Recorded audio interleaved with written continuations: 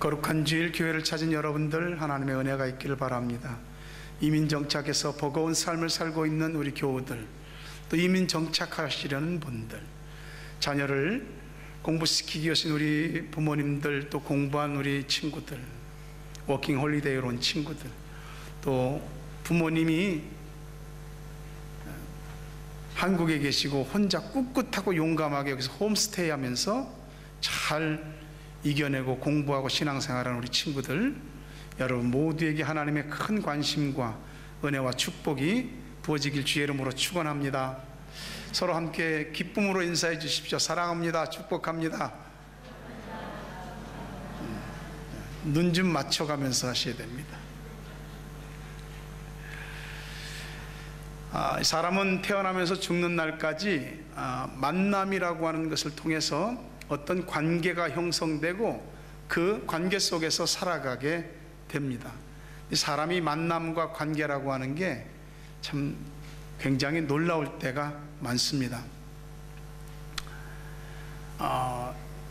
지금 저를 만나기 위해서 타우랑가 앞바다에 배를 정박해 놓고 기다리고 있는 사람이 있습니다. 제가 처음 교육 전도사를 할 때 가르쳤던 고등학생인데 한 33년이 지났습니다. 외양선언이 돼갖고 마도로스가 돼서 세계 각지를 다니는 거예요. 제가 여기 있는지를 몰랐죠.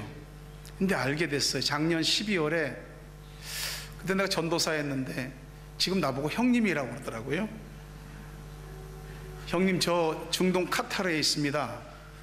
호주로 가게 될 텐데 호주에 물건 하역하고 남섬의 리텔톤 항구에 도착해서 거기서 다시 타우랑가 항구로 오게 될 겁니다. 1년에 타우랑가를 몇 번 오는데 계신 줄은 몰랐어요. 그러면서 지금 타우랑가 항구에 물건을 하역하기 위해서 큰 배가 마운트 망가노의 앞바다에 지금 정박해 있습니다. 오늘 오후 늦은 시간이면 배가 들어온다고 합니다. 내일 오후쯤 되면은 잠깐 바깥에 나와서 볼 수 있다고. 저를 볼 생각에 막 가슴이 막 뛰는가 봐요. 놀랍지 않습니까? 30년이 넘는 시간을 지나서 이렇게 사람이 만남을 통해서 이어지고 있다는 것.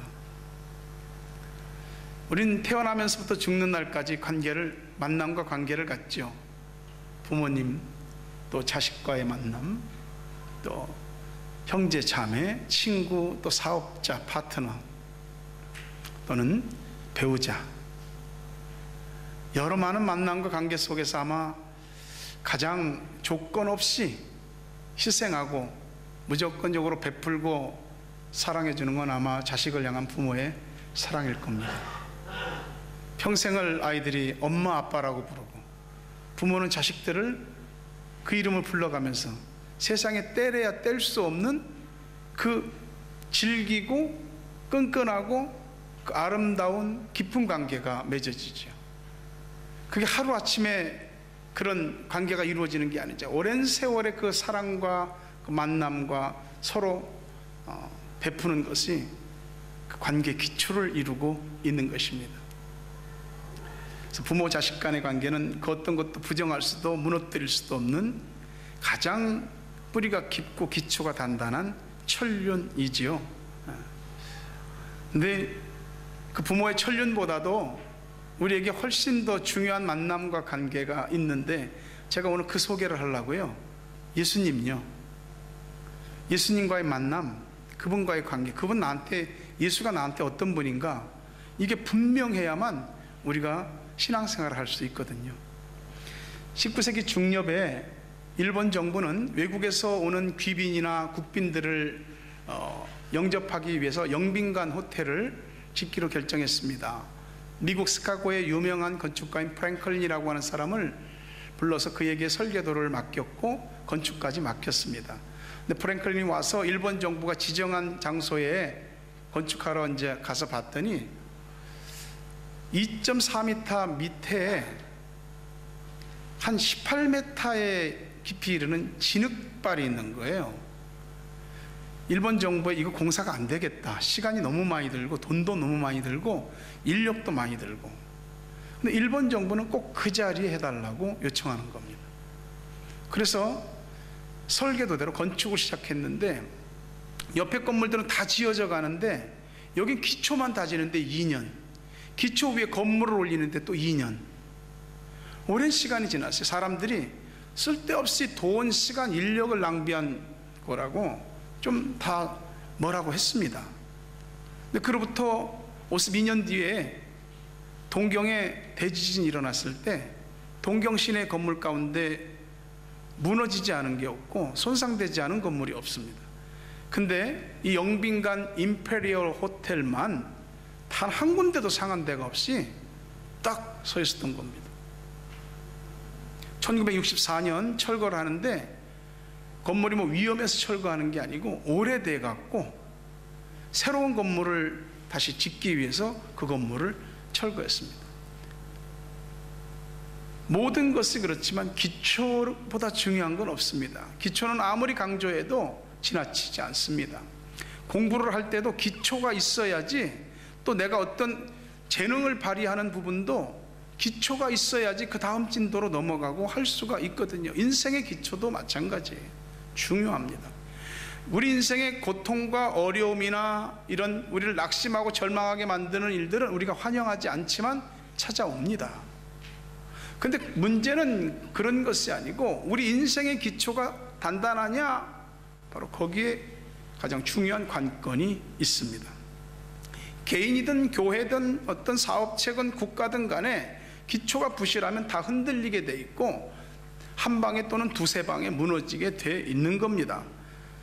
누구나 할 것 없이 다 앞으로 나아가려는 전진과 위로 올라가려고 하는 상승을 끊임없이 중요하게 여기고 추구하는데, 그보다 더 중요한 것은 기초를 확실히 하는 것이고 끊임없이 기초를 살펴보는 겁니다.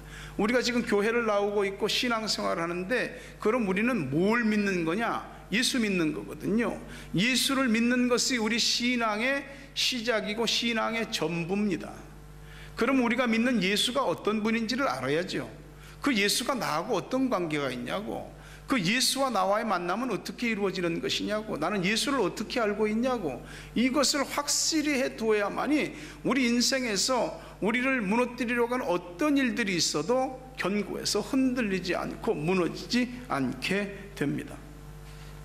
예수님과의 만남과 관계에 관한 것은 쉬운 것 같아도 기초부터 더듬어 봐야 됩니다. 이거는 시간 낭비하는 일이 아니고 굉장히 중요한 일입니다.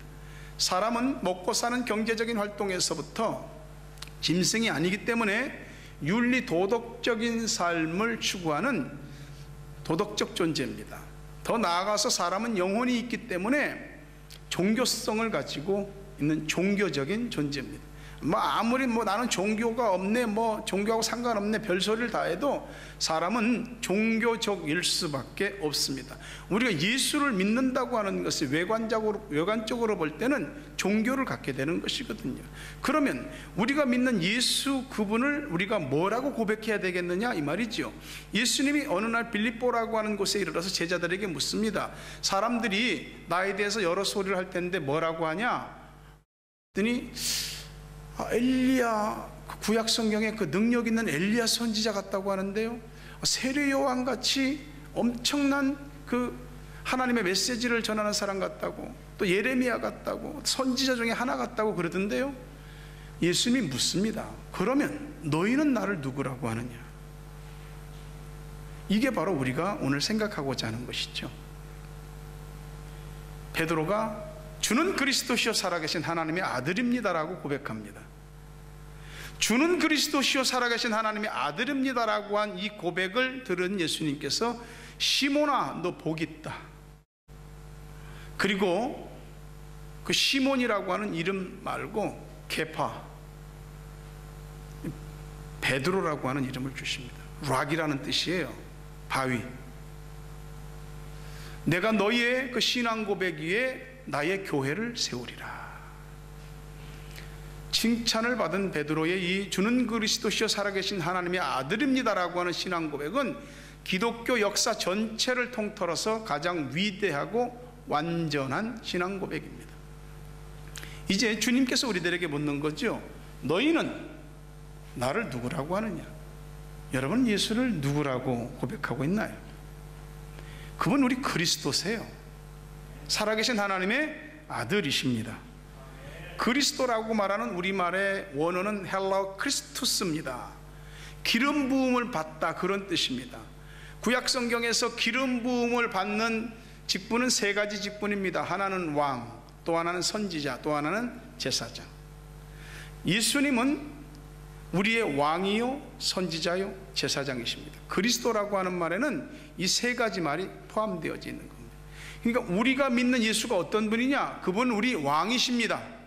그분은 이 땅에 별 볼 일 없는 약한 아기의 모습으로 온 것 같지만 왕으로 오셨습니다. 그래서 동방박사들이 그 앞에 황금과 유향과 몰약을 드려 경배를 했고, 예수님이 탄생하던 날 밤에 들어있던 목자들이 천사들의 인도를 받아서 그 예수님을 축복하고 찬양했던 것이죠. 예수님은 예루살렘 성에 입성할 때에 사람들이 호산나 찬송하리로다, 다윗의 자손으로 오시는 이요, 호산나 찬송하리로다, 그런 뜻입니다. 다윗의 자손, 다윗은 왕이요, 왕의 후손으로 왕으로 오시는 예수님을 찬양했습니다. 그 예수님께서 그 왕인데 세상을 갖다가 권력으로 잡지 않고 무력하게 십자가에 죽으시는 거예요.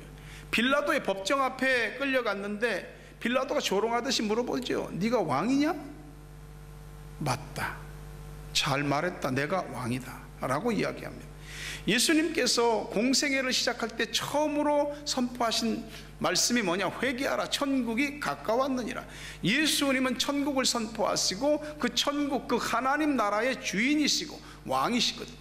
그분께서 이 땅에 오심으로 하나님의 나라가 도래한 것이죠. 그럼 하나님 나라는 어디 있는 거냐고요? 한 국가가 성립되기 위해서는 영토, 국민, 주권 세 가지가 성립돼야 되는데 하나님 나라는 영토가 없어.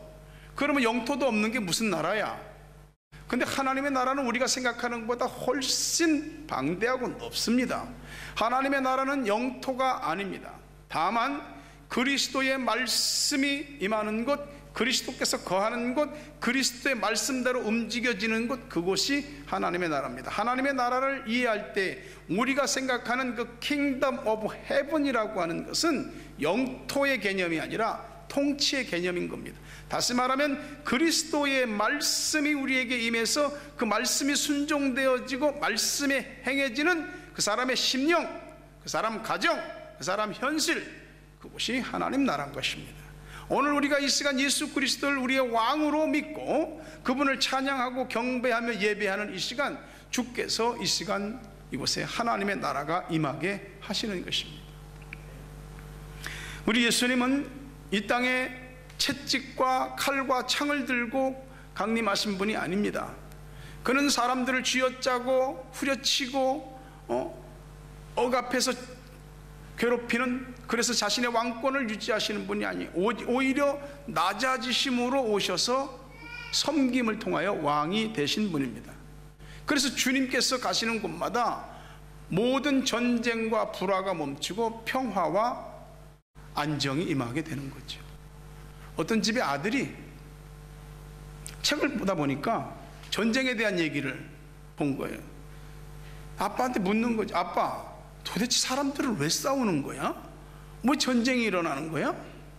그 아버지가 기회다 싶어서 우리 아들 좀 가르치자. 근데 아버지가 좀 스케일을 크게 잡았어. 뭐 세계 제1차 대전부터 시작해서 2차 대전과 세계 여러 전쟁들, 대한민국의 6.25 전쟁까지면 전부 다 얘기를 딱 하니까 애가 좀 못 알아듣는 것 같아. 부엌에서 주방에 있던 엄마가 그 애가 좀 알아듣게 얘기해야지, 그렇게 하면 되겠어요?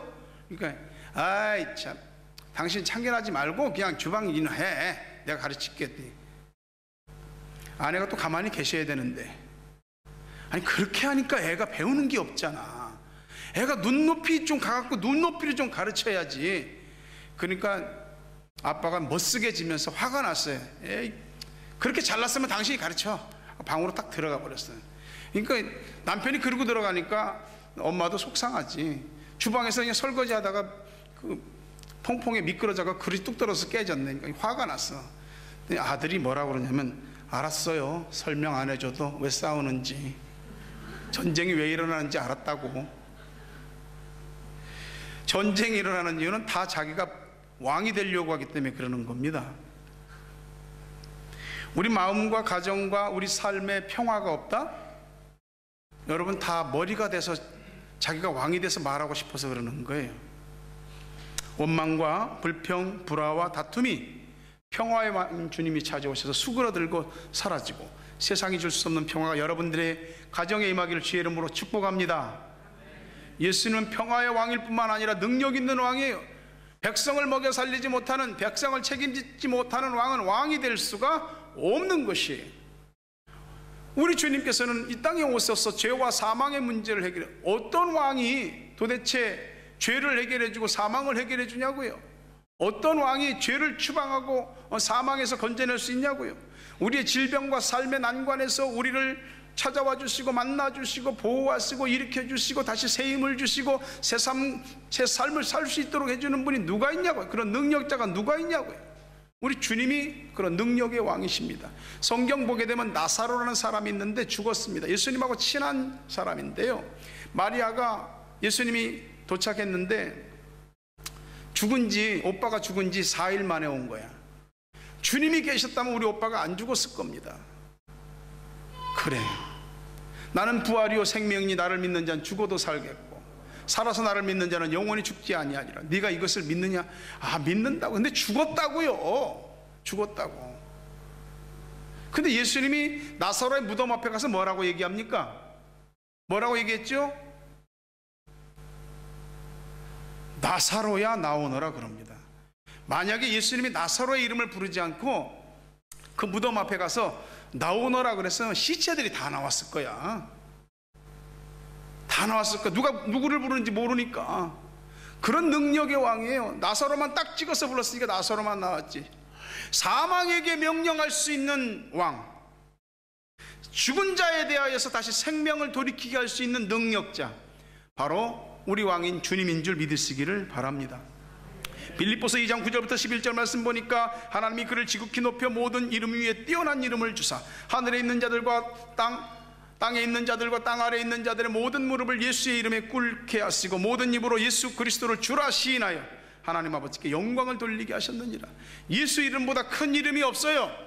하늘에 있는 자들도, 영적인 천사들, 모든 존재들, 땅에 있는 모든 것들, 땅 아래에 있는 자들, 악한 자들까지도 전부 예수 이름 앞에 무릎을 꿇는 것입니다. 그 이름보다 큰 이름이 없기 때문에, 그 이름보다 큰 권세를 가진 자가 없기 때문에 그런 것입니다. 그분이 바로 우리의 왕이신 것이죠. 우리가 주기도문을 할 때마다 나라가 임하옵시며 뜻이 하늘에서 이루어진 것 같이 땅에서도 이루어지이다 그러잖아요. 주님 나라가 임하기를 어떻게 임하는 것인가? 이미 하늘에서 주님 나라가 이루어졌는데 땅에서 어떻게 이루어지는가? 주님을 왕으로 영접하는 자들, 그 심령, 그 가정, 그 사업장, 그 현실, 거기에 바로 하늘에서 이루어진 하나님의 나라가 이루어지게 되는 것이,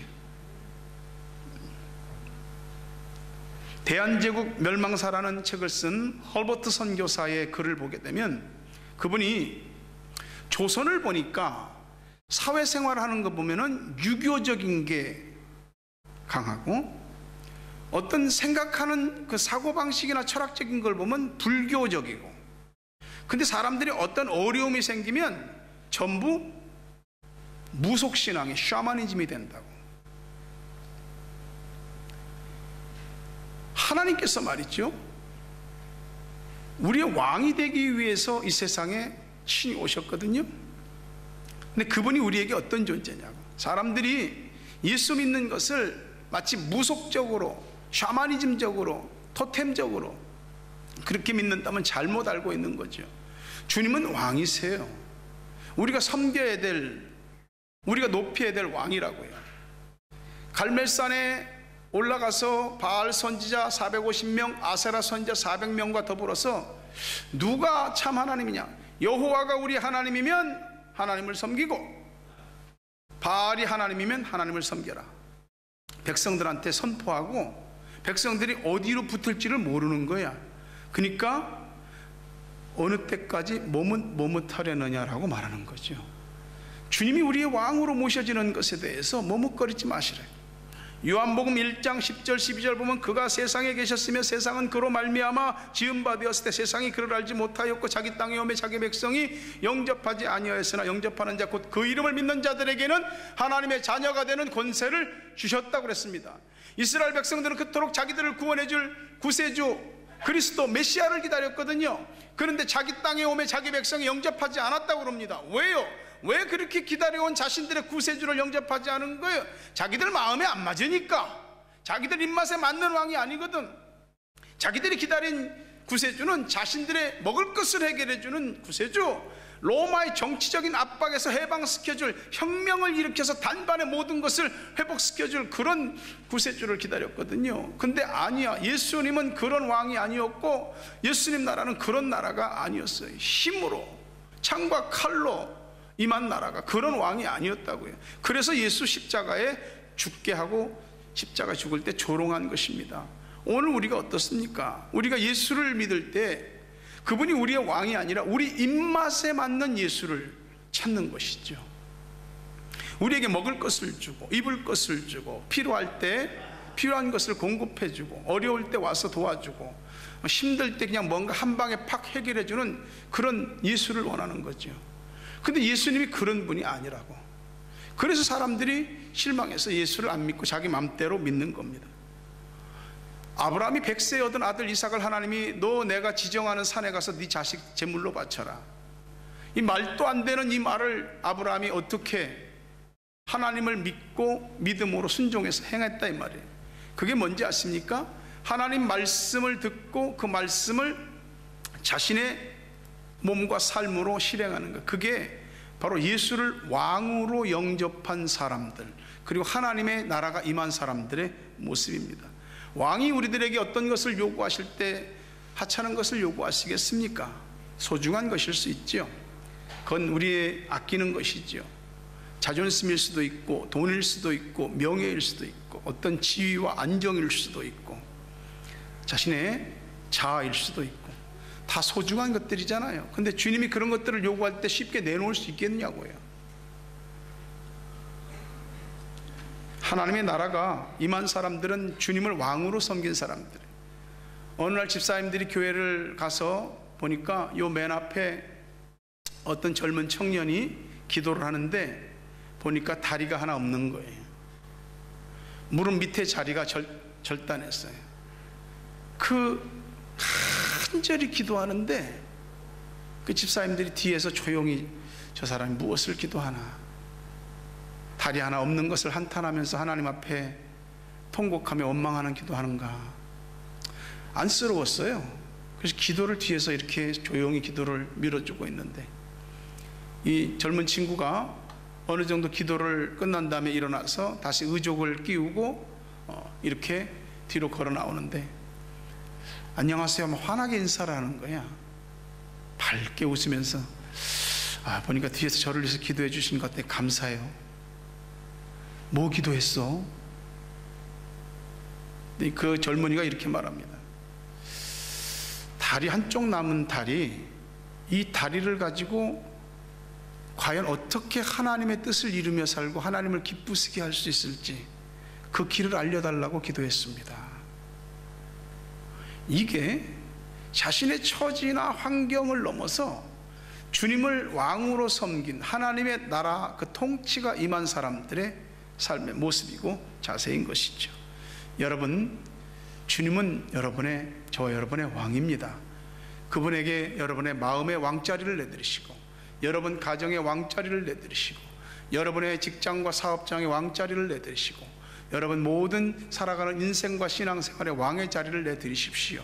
그분의 평화가 임할 것입니다. 그분의 능력이 임할 것입니다. 하나님의 나라가 여러분들에게 심령에서부터 가정과 현실에 임하게 될 줄로 믿습니다. 두 번째, 예수 누구냐고? 선지자라고요. 세상에는 수많은 지식들이 있습니다.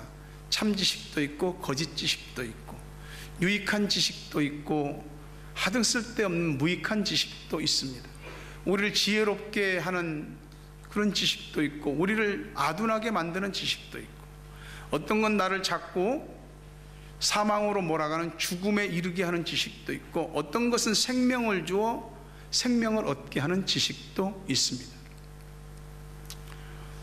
예수 그리스도는 우리들에게 진리이시며 진리를 증거하기 위해 오신 선지자입니다. 선생님이에요. 말씀 선생님이에요. 여러분, 세상 살면서 선생님 잘 만나야 되거든. 잘못 선생을 만나면 엉뚱한 걸 배우게 됩니다. 그분이 말씀으로 오셔서 말씀하시는데 다른 겁니다. 이스라엘 사람들은 그동안 설교 많이 들었거든요. 서기관들, 바리새인들, 제사장들 하는 설교 많이 들었는데 늘 그저 그랬거든요. 근데 예수가 설교를 하는데 가르치는 걸 보니까 다르더라 이 말이에요. 뭐가 다르냐? 말씀이 권세 있는 자와 같더라. 말씀을 들으니까 뭔가 가슴이 뭉클한 겁니다. 죽은 것 같은 심령이 살아나고 뭔가 깜깜한 어둠 속에 있다가 빛이 확 비치는 것 같고, 이게 내 삶이 무엇인지 의미도 모르다가 내 삶의 의미와 존재 또 방향 이런 것들을 다 깨닫게 되는 거예요. 예수를 만나서 그런 거죠. 아무리 많은 것을 배우고 학식이 있고 가르치는 탁월함이 있어서 좋은 선생님이고 좋은 교수로 할지라도 그가 예수님을 모르고 예수의 말씀이 어떤지를 모른다면 그 사람은 아직 잘 모르는 것입니다. 잘 모르는 것을 가르치는 것입니다. 어느 선비와 사공이 배를 타고 가면서 대화를 하는데, 선비가 와서 뱃사공한테 저쪽으로 좀 급히 가야 되는데, 선비님 오늘 날씨가 안 좋아서 이게 배가 가다가 좀 위험할 수도 있는데 나 그래도 급히 가야 된다고, 내가 웃돈을 좀 줄 테니까 가자고. 그래서 뱃사공이 배를 저어서 가는데 이제 선비가 묻습니다. 자네 천자문 아는가? 모릅니다. 인생의 기초도 모르고 살았구만. 책은 좀 본 거 있는가? 아니요, 저 이겁니다. 일자무식. 사람답게 사는 법을 모르고 살았구만 이 사람. 아이고, 그렇게 배움이 없어서 어쩐가 하면서 자기 잘난 얘기, 이 뱃사공이 못 배운 얘기를 계속하는 겁니다. 근데 처음에 이야기한 날씨가 좀 안 좋아. 막 강물이 이상하게 출렁출렁하고 배가 왔다 갔다 그러는 겁니다. 선비가 막 놀래갖고 막 어쩔 바를 모르니까 사공이 이제 묻습니다. 선비님 수영할 줄 아십니까? 못하네. 인생 헛사셨네요. 곧 물에 빠질 텐데. 여러분, 우리가 아는 지식이 나 살리는 지식인지 죽이는 지식인지, 내 인생에 의미를 주는 지식인지 아니면 의미가 없는 지식인지, 그냥 되는 대로 생긴 대로 살게 만드는 지식인지, 아니면 삶의 새 길을 보여주고 희망을 주고 내 인생에 뭔가 내가 알지 못하는 것들 그 세계를 알게 해주는 지식인지 생각해 봐야 하지 않겠습니까? 예수에 대한 지식, 그게 바로 하나님 말씀 속에 들어있고 예수께서 선지자로 우리에게 말씀하시는 겁니다. 예배가 쇼라고 생각한다면 아마 그 예배가 의미가 없을 겁니다. 우리가 극장에 입장료 내고 들어오듯이 헌금 내고 들어와서 예배를 드린다, 그런 건 아니죠. 설교를 들어보니 좀 들을 만도 하고 제법 괜찮은 얘기도 있고 좀 웃기는 얘기도 있고 마음에 와닿는 얘기도 있고 괜찮네. 만약 여기까지만 하나님 말씀을 듣고 끝난다고 한다면 더 이상의 변화는 없을 겁니다. 하나님 말씀이 우리들을 영혼에 와서 부딪혀야 되거든요. 말씀은 은혜가 돼야 됩니다. 말씀이 은혜가 안 되는 이유는 많은 이유를 되겠지만 이유 불문곡직하고, 히브리서 4장 12절에 정답이 나와 있습니다. 4장 2절에 들은 바 그 말씀이 그들에게 유익하지 못한 것은 듣는 자가 믿음과 결부시키지 아니함이라. 말씀을 들을 때 믿음으로 붙여서 들어야 된다 이 말이죠. 그거 믿음으로 들으면 다 은혜가 되지. 믿음으로 어떻게 듣냐고. 믿음이 없는데. 그러면서 자기 맘대로 들으면은, 그리고 맘대로 생각하고 말하면 하나님이 하늘에서 웃으십니다. 말씀이 안 들리면, 말씀이 안 받아들여지면 우리가 여기 와서 앉아 있을 이유가 없는 겁니다. 차라리 이 시간에 나가서 자기 취미 활동하든지 다른 거 하든지 자기 좋아하는 거 해야 되는 겁니다. 하나님의 말씀이 들리고 내 안에 들어와서야 비로소 변화가 되든지 말든지 시작하는 것이거든요. 그게 다 성경 속에 들어있는 겁니다. 디모데후서 3장 15절부터 17절의 말씀 보니까, 또 어려서부터 성경을 알았나니 성경은 능히 너로 하여금 그리스도 예수 안에 있는 믿음으로 말미암아 구원에 이르는 지혜가 있게 하느니라. 모든 성경은 하나님의 감동으로 된 것으로 교훈과 책망과 바르게 함과 의로 교육하기에 유익하니 이는 하나님의 사람으로 온전하게 하며 모든 선한 일을 행할 능력을 갖추게 하려 함이라. 말씀 속에 다 들어있습니다. 말씀은 구원에 이르게 하는 구원의 로드맵입니다. 말씀은 사람의 말이나 글이 아닙니다. 하나님의 감동으로 지어진 글입니다. 우리에게 다가온 것이, 여기에는 교훈과 책망과 바르게 함과 의로 교육하기에 유익한 모든 것이 들어있습니다. 하나님의 사람으로 온전하게 만들고 선한 일을 행할 수 있는 능력을 갖추게 하는 힘이 말씀 속에 들어있습니다. 선지자이신 말씀, 예수님, 말씀이신 예수님이 우리들에게 찾아오세요. 어떻게? 말씀으로. 지금 이 시간 찾아가잖아요.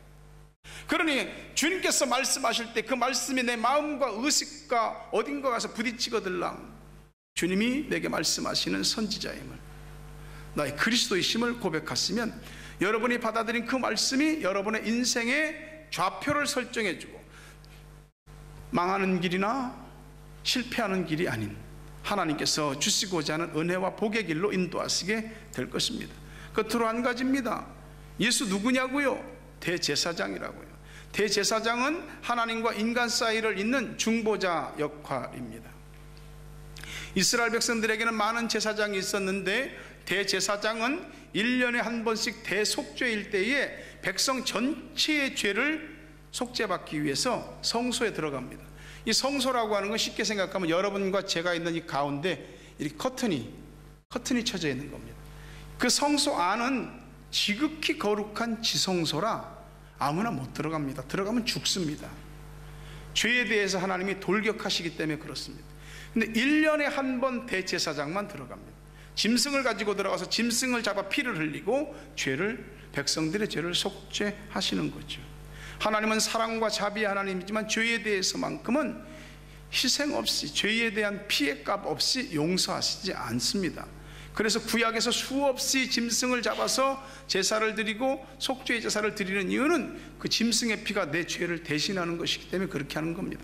히브리서 9장 11절 14절 보니까 그리스도께서는 장래 좋은 일에 대제사장으로 오사 손으로 짓지 아니한 것, 곧 이 창조에 속하지 아니한 더 크고 온전한 장막으로 말미암아 염소와 송아지의 피로 하지 아니하고 오직 자기 피로 영원한 속죄를 이루사 단번에 성소에 들어가셨느니라.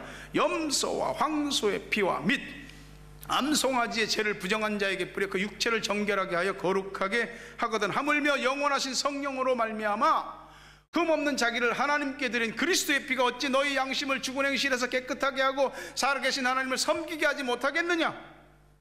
예수님은 이 세상에 오셔서 우리 대제사장이 되셨는데 짐승을 갖고 들어간 것이 아니고 자기 자신이 직접 속죄의 제물이 되어서 죽으셨습니다. 단번에 영원한 제사의 제물을 되셨고 다시는 피를 흘려 제사를 드리지 않게 하신 겁니다. 염소나 황소의 피를 뿌려서도 사람의 죄를 용서받았는데 흠없는 그리스도의 피가 어찌 너희를 죽은 양심의 행실에서 깨끗하지 못하게 하겠느냐. 하나님 앞에서 다시 살아나게 하지 못하겠느냐.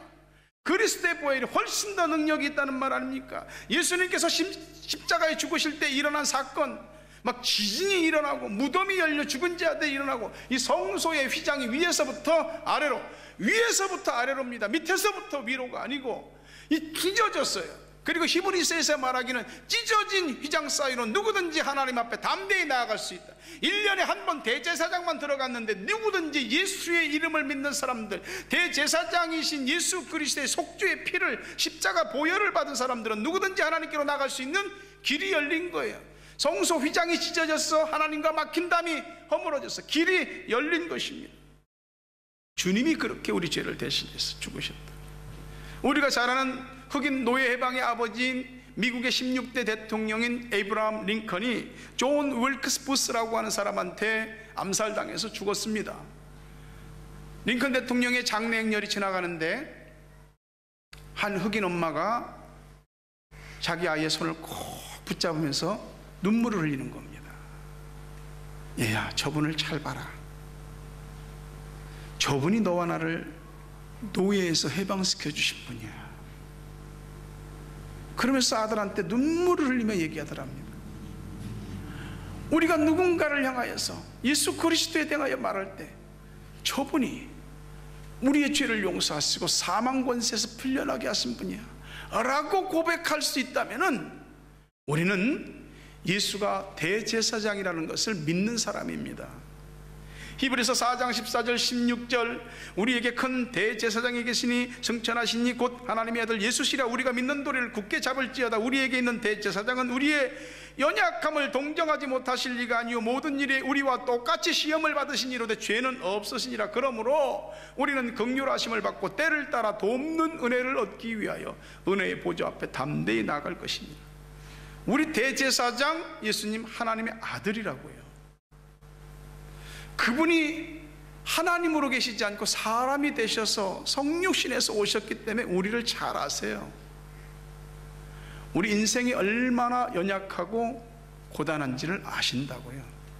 주님도 배고파 보셨고 눈물 흘려 보셨고 여러 가지 상처와 배반의 아픔도 겪어보셨고 사람들에게 침뱉음과 따귀 맞음과 수염을 잡아뜯기고 머리채를 쥐어 흔들기고 채찍에 맞으시고 얼마나 고통스러운지 아시거든요.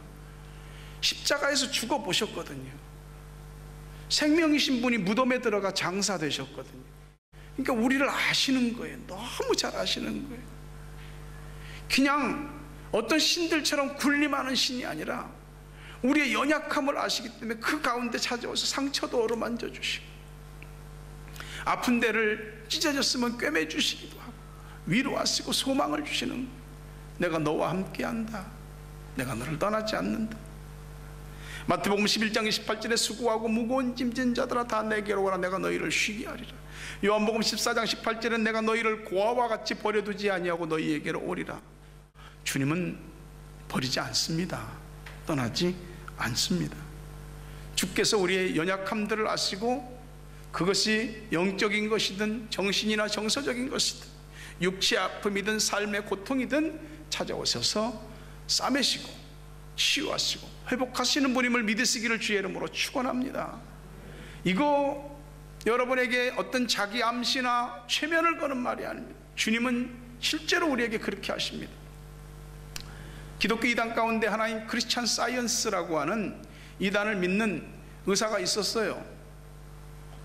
자기 환자가 왔는데 머리가 너무 아픈 거예요. 환자가 머리가 아파서 아주 미칠 것 같습니다. 어떻게 이제 진단하고 처방을 내리면서 이 말을 했습니다.